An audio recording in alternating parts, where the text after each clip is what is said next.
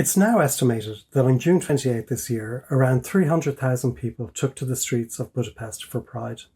You heard that right, 300,000. And they did it while openly defying a ban from Hungary's Prime Minister, Viktor Orbán. This wasn't just a party or a parade. It was the biggest civil rights demonstration in Hungary under Orbán's rule, ever. And it wasn't just about being LGBTI either. It became something so much bigger. For many Hungarians and people across the European Union, Budapest Pride turned into a symbol of freedom itself. Why? Because this ban wasn't just about one community. It was about stamping out the right to protest, plain and simple. The Hungarian government went so far as to threaten the use of facial recognition software to identify peaceful protesters. Think about that. Showing up to a Pride event could land you on a government watch list just for existing, just for walking in the street and saying, I deserve rights too. And let's not forget, Orbán's government has spent years turning LGBTI people into political scapegoats. Back in 2021, Hungary passed a so-called child protection law, which sounds like a good thing, right? Protecting children. But under that law, books with LGBTI characters cannot be in libraries or openly displayed in bookshops. Schools can't talk about gender identity or sexual orientation. It's banned from TV, from ads, from the classroom, anywhere where kids might see it. Hungary's Pride ban, which is also known as the Assembly Law, is an addendum to this child protection law. It falsely claims that gatherings in which LGBTI people are visible will be harmful to children. That's so easy, isn't it? Give the people an enemy by making them believe their children are in danger, then use this to start shutting down anyone who protests your corruption.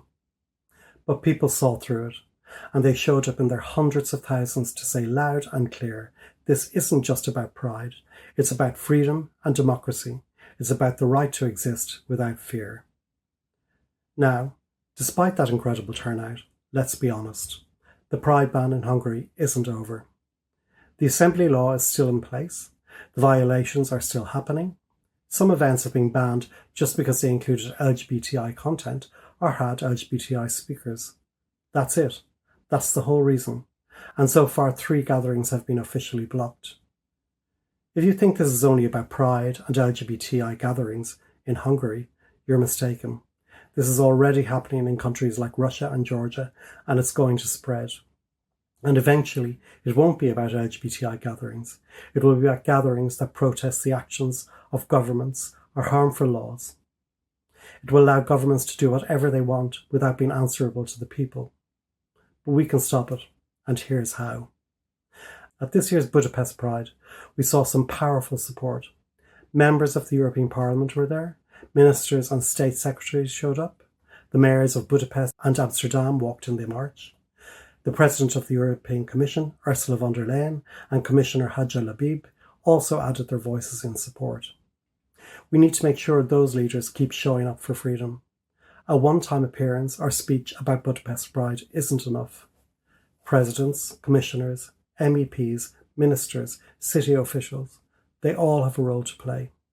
They must defend the core freedoms that define Europe, not just with words, but with real continued action. They must use every tool at their disposal to continue to challenge these laws and protect people's rights. Behind the scenes, a lot of ordinary people are doing that work.